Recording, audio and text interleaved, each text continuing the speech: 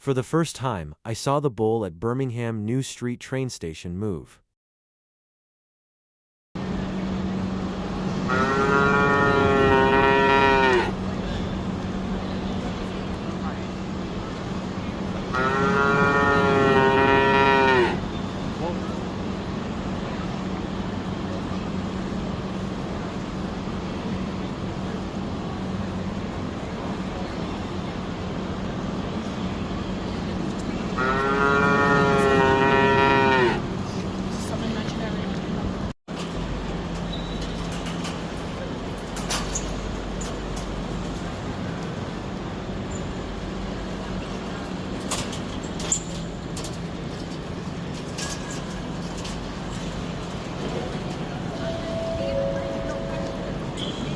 On platform number 1.